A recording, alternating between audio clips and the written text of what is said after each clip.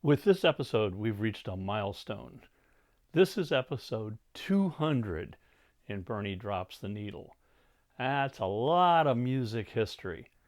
And as you can see from the shirt, and as you know from past episodes, I am a huge Beatle fan. So I'm sure you're thinking, oh well, episode 200 is going to have to be about some aspect of the Beatles. Well, there is a lot to talk about, from the reissue of the original Let It Be film to the record day releases that came out, to McCartney's undubbed Band on the Run. But all that's going to have to wait for a different episode. Because in this episode, what I want to do is try to discover who really was the fifth Beatle. Now, over the years, there are many different people that the press or other people have claimed was the fifth Beatle. Let's take a look at some of them. First off, there's Stu Sutcliffe, the original bassist. Yes, and at that time, there were in fact 5 Beatles. But Stu quit the band and stayed in Hamburg, being a gifted painter until his early and untimely death. Now, you could also make a case for Pete Best, the original drummer, because when he was with the Beatles and Stu were with him, there were 5 Beatles. But then Stu left, the band went back to England, and they had Brian Epstein fire Pete Best. Then there are those who say, well, Brian Epstein was obviously the fifth Beatle, but Brian was never part of the band. He was just their manager. And then there is a disc jockey in the U.S., Murray the K, who really got involved when the Beatles first came to the U.S. and was all over the airwaves and was interviewing them and even started referring to him as the fifth Beatle. Well, the Beatles early on kind of took to him because he gave them a lot of publicity, but in a little while they started backing away from him. So, no, sorry Murray, you may have called yourself the fifth Beatle, but I don't think John, Paul, and Ringo and George did. And then there's George Martin, and George Martin, their producer. Now, it can be argued that he really helped them figure out how to use the studios to create all that incredible music and experimentation that they were doing. He scoffed at the idea that he was part of the band. So, no, George Martin is not the fifth Beatle. Well, then who is the fifth Beatle? Well, in my opinion, there's one guy that certainly qualifies. He was a very talented musician, very much in demand, and he played on sessions and on albums with a whole string of people. He played with Little Richard, Sam Cooke, Ray Charles, the Everly Brothers, George Harrison, John Lennon, Ringo Starr, Eric Clapton, and the Rolling Stones. So who is this guy? Well, let's stop going round in circles, shall we? And let's go ahead and drop the needle on Billy Preston. Any Beatles fan will know that Eric Clapton actually appeared on a Beatles recording where he played the lead guitar solo on the White Album for George's song, While My Guitar Gently Weeps. But he was not credited. And I remember I was in college at the time and I was writing a music article for the college newspaper. And when I reviewed the White Album, when I talked about While My Guitar Gently Weeps, I said it is obvious that George has been influenced in listening very closely to how Eric Clapton plays the guitar. Well, the truth came out a little while later that it really was Eric playing. But as I said, he didn't get credited. But Billy Preston does get credited on the recording for the single Get Back. Now, how did that happen? William Everett Preston was born in 1946 in Houston, Texas. As a child, he and his mother relocated to Los Angeles. Billy never had a music lesson. He was all self-taught. And what a musician he became. And he was a child prodigy. By the time he was 10, he was already appearing on stage, playing organ behind gospel greats like Mahalia Jackson. When he was 11, he appeared on TV on the Nat King Cole TV show, where he and Nat sang the Fats Domino song, Blueberry Hill. Now, I've often wondered the where and when the Beatles first met up with Billy Preston. So I did some digging, and I've discovered that the where was in Hamburg, Germany, when they were over there playing in their formative years. And also over there was Little Richard. Well, of course, they were a big fan of Little Richard's, so they became friends with him. And guess who was playing organ behind Little Richard, a very young Billy Preston.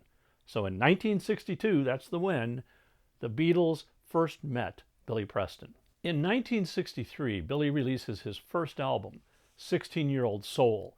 In 1965, he releases another album, and believe me, this is the title of it, The Most Exciting Organ Ever.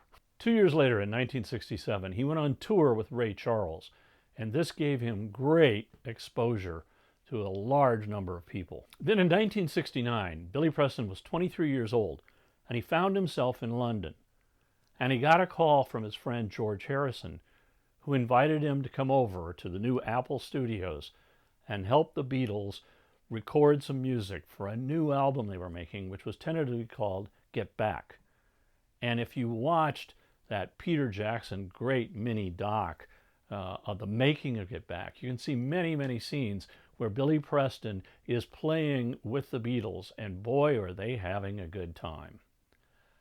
And when it came time for the Beatles to climb up that stairwell and emerge on the rooftop of their offices in London to play their last ever live performance, Billy Preston was right there playing organ with them. So when they released the single Get Back, it is credited to the Beatles with Billy Preston. And this was a group decision because they all thought that Billy had been such a big part of making that record. Billy contributed a lot to the Get Back, Let It Be album. Besides Get Back, he plays on Dig-a-Pony, I've Got a Feeling, One After 909, The Long and Winding Road, Don't Let Me Down, Dig It, and Let It Be. Then later that year in 1969, he goes into the studio again with the Beatles at Abbey Road to help them cut tracks for the album, Abbey Road. And then that same year, he signs with the Beatles' Apple Records. And he releases his first album, which is produced by George Harrison, and it contains the song, That's the Way God Planned It. And that was a huge hit for Billy Preston. After the Beatles broke up, Billy stayed close friends with George, and he recorded George's song, My Sweet Lord, on his next album, which is called Encouraging Words, which was co-produced by George Harrison and Billy Preston. This friendship that Billy had with George also allowed him to play on George's stunning triple album, All Things Must Pass. Now, Billy had a saying that he said apparently fairly frequently, and Stephen Stills heard it, and it just stuck in Stephen's head.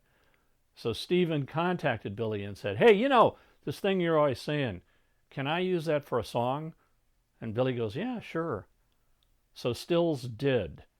So what is that phrase that so captured Stills' imagination, and the world's for that matter? Well, of course, it's if you can't be with the one you love the one you're with. Then in 1971, George creates this massive charity show in Madison Square Garden with lots of people on it, Bob Dylan, Leon Russell, and Billy Preston, who appears in the Concert for Bangladesh. Billy also helped out John Lennon and Ringo Starr on some of their solo albums as well. In 1971, the Beatles had broken up, and so Billy decides to leave Apple Records and signs a new contract with A&M Records. And the following year, in 1972, he releases an album called I Wrote a Simple Song, which includes the mega hit Out of Space, which sold over 1 million copies. Billy was in very high demand, and he appeared on a lot of albums in a very short period of time. With the Rolling Stones, he's on Sticky Fingers, Exile on Main Street, Goat's Head Soup, It's Only Rock and Roll, and Black and Blue. And in fact, in the years from 1973 to 1977, Billy Preston toured with the Rolling Stones. In 1974, he tours with George Harrison and appears on stage with him during the Dark Horse tour. And Billy Preston is the first musical guest on the very first debut episode of this TV show called Saturday Night Live. In 1979, he leaves A&M Records and signs with Motown. And he records a song with an artist called Cyrita Wright. The song is With You I'm Born Again, and it's a hit. But the 1980s were not kind to Billy as he battles both addiction to drugs and alcohol. Then in 1990, he accepts an invitation from Ringo Starr to be part of Ringo's all-star band, and he appears on their 1991 live album. In November of 2001, while Billy's on tour, he receives word that his friend George Harrison has died. And the following year, Billy takes part in the concert at the Royal Albert Hall, which was a celebration for George Harrison. It was called A Concert for George. In 2002, he works with Johnny Cash on the album called American 4, The Man Comes Around. And Billy Preston even appears on the TV show American Idol. In 2005, he made his last public appearance, where he was performing at a concert to publicize the release of the film, The Concert for Bangladesh. And along with Billy, accompanying him on guitar, was Danny Harrison and Ringo Starr on drums. His last recording is the album The Road to Escondido by J.J. Cale and Eric Clapton. On June 6, 2006, Billy Preston dies after a long illness in Scottsdale, Arizona. Now, as usual, I've created a Spotify playlist where you can listen to some of these great songs that Billy Preston created and performed over the years. I'll put the link here and then also in the comments down below. So besides having a stellar career, Billy Preston got to play with almost everybody in the music business and apparently was friends with all of them. So I think if there's any one person who can be called the Fifth Beatle, even though his time at being the Fifth Beatle was pretty short, I think it's Billy Preston. And that's the way God planned it. Thanks for watching. Keep a rockin'. If you liked this episode, hit the like button, and you can also leave me a comment down below, and I'll respond to you. If you subscribe, we'll let you know when future episodes come out.